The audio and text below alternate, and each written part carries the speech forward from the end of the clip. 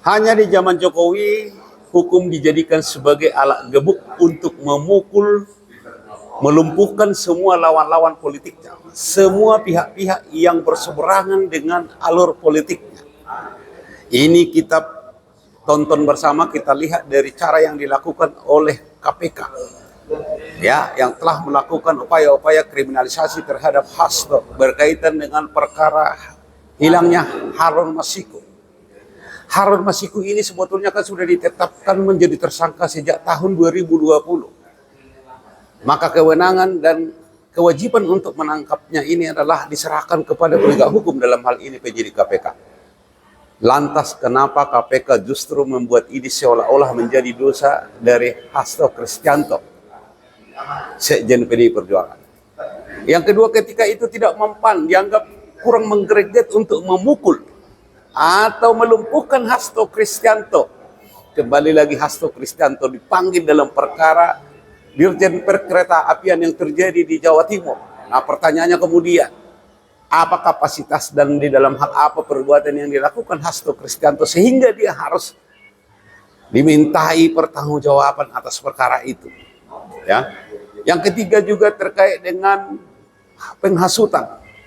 Dengan pernyataannya di beberapa media yang memberikan kritikan dan saran terhadap penyelenggaraan pemilu, itu justru dituding sebagai berita bohong dan penghasutan.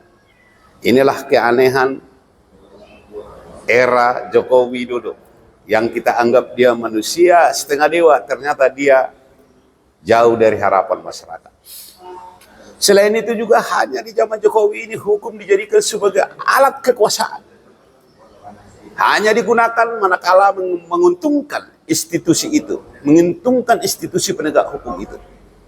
Padahal secara prinsipnya APH atau aparat penegak hukum itu adalah alat negara yang dia tidak punya kepentingan kiri dan kanan, tetapi dia harus senantiasa bergerak sesuai dengan rel, yaitu hukum acara yang berlaku di negara Republik Indonesia. Dan untuk menegakkan hukum kepada mereka yang secara real dan nyata-nyata melakukan suatu perbuatan melawan hukum pidana. Tetapi di zaman Jokowi memang rusaknya hukum kita serusak-rusaknya. Bahkan hukum kita dijadikan sebagai alat kekuasaan untuk memukul setiap orang yang berseberangan dengan kekuasaan.